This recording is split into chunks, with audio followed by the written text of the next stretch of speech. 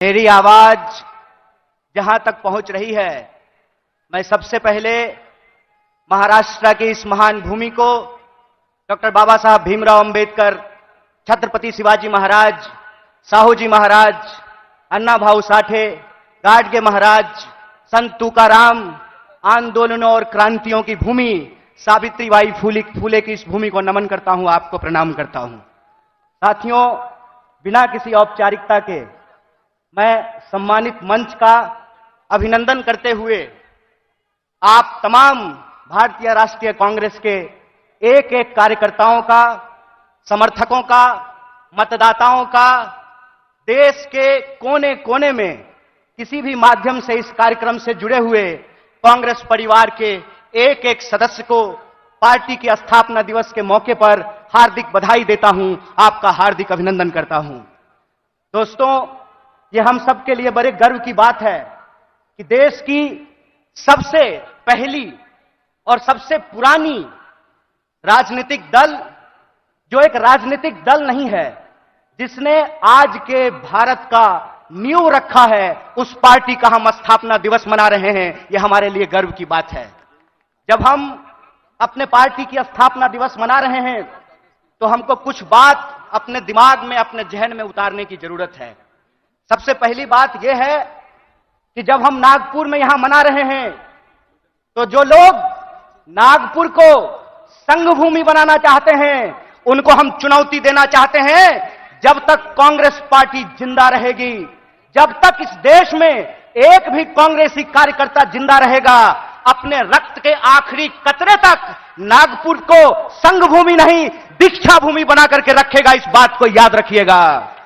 इस बात को याद रखिएगा कि जिस देश में हत्यारों का गाना गाया जा रहा है, उस देश में महात्मा गांधी पैदा हुए हैं, और महात्मा गांधी ने जिस पार्टी को बनाया है, जब तक वो पार्टी जिंदा रहेगी, तब तक आप इंसान को इंसान से नहीं लड़ा सकते हैं। हम बोलते रहेंगे, रघुपति राघव राजा राम, पतित पावन सीताराम, ईश्वर अल्लाह तेरो नाम, सबको सन्मति दे भगवान। हम यह तराना गाता रहेंगे, इस बात को याद रखिएगा।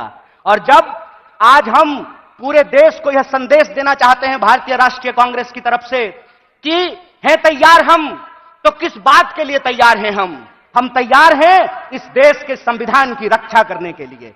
आप तैयार हैं कि नहीं है? इतनी जोर से आवाज लगाइए कि यह आवाज नागपुर से दिल्ली तक पहुंचनी चाहिए। आप तैयार हैं कि नहीं है? हम तैयार हैं इस देश की जमहूरियत को बचाए रखने के लिए। हम तैयार हैं इस देश में कमरतोड़ महंगाई को समाप्त करने के लिए।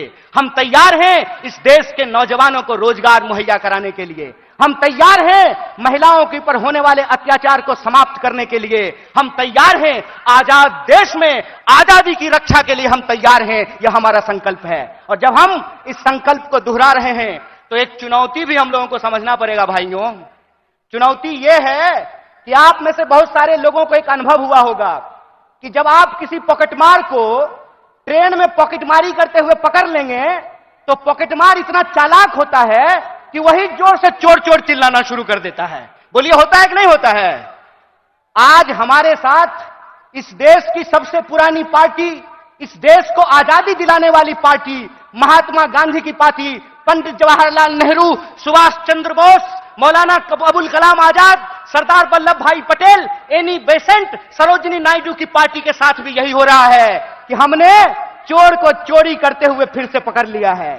हमने इनको अंग्रेजों के साथ चाय पर चर्चा करते हुए देखा था, तो जो चाय बेचने की बात करते थे, हमने उनको देश बेचते हुए रंगे हाथ पकड़ लिया है।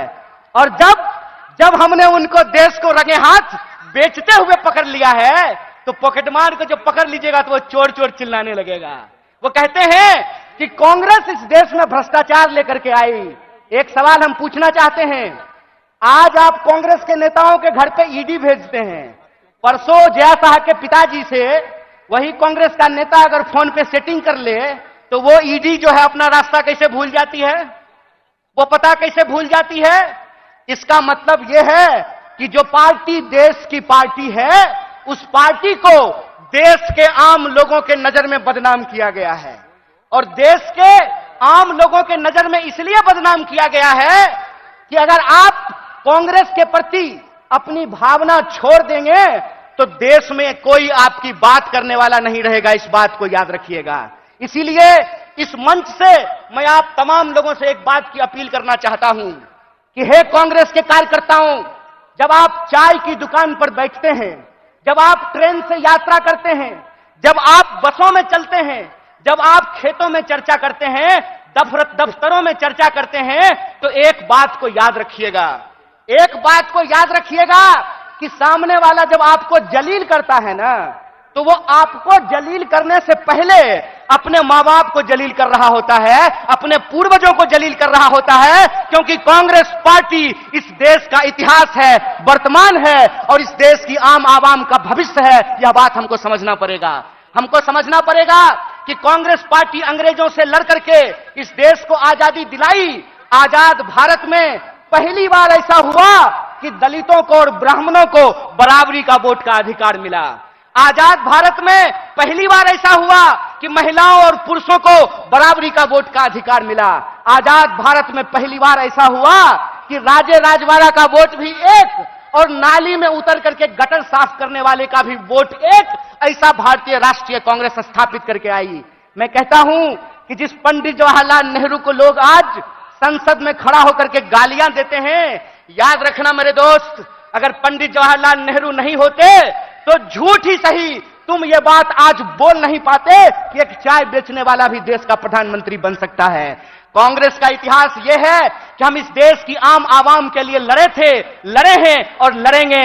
इसीलिए माननीय मल्लिकार्जुन खड़गे साहब अपने 50 साल के राजनीतिक इतिहास में एक कांग्रेस के आम कार्यकर्ता से भारतीय राष्ट्रीय कांग्रेस के राष्ट्रीय अध्यक्ष बने हैं। यह है कांग्रेस पार्टी का लोकतांत्रिक इतिहास, यह है इस देश का इतिहास। इसीलिए आप तमाम कार्यकर्ताओं से मैं अपील करना चाहता हूं कि आज जो देश की हालत है, जिस तरीके से किसान आत्महत्या कर रहे हैं, जिस तरीके से हर घंटे नौजवान आत्महत्या कर रहा है, इसीलिए हमको इस संकल्प के साथ चलना पड़ेगा कि ये हमारी कांग्रेस है, हम सब की कांग्रेस है, यह हमारा देश है, हम सब का देश है और इसको बचाने के लिए अपने शरीर के आखिरी खून के बूंद तक हमको संघर्ष करना पड़ेगा।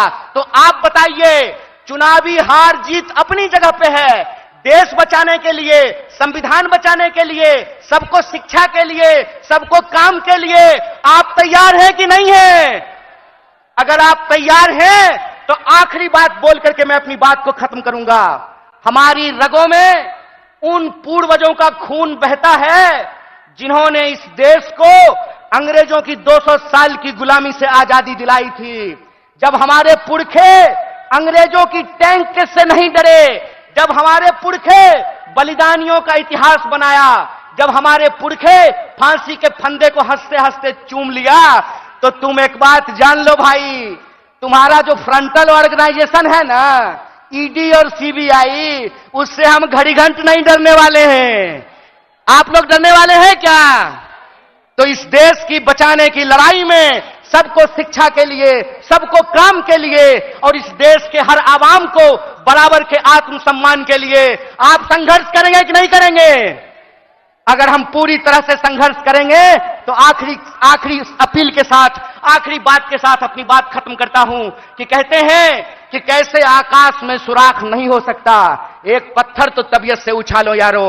अगर कांग्रेस का एक एक कार्यकर्ता आज भी गांधी को अपने दिलों में बसा करके सड़कों पर निकल जाए तो इनको हम सिर्फ हराएंगे नहीं बल्कि एक नए भारत के सपने का निर्माण करेंगे। इन्हीं शब्दों के साथ एक बार पुनः अपने पूरे नेतृत्व को धन्यवाद अदा करते हुए और हमारे नेता मुकुल जी को धन्यवाद अदा करते हुए आप सबका धन्यवाद अदा करते हुए अपनी बात को खत्म करूंगा। शुक्रिया। इनकलाब जिंदाबाद। जय हिंद, जय भारत, जय कांग्रेस।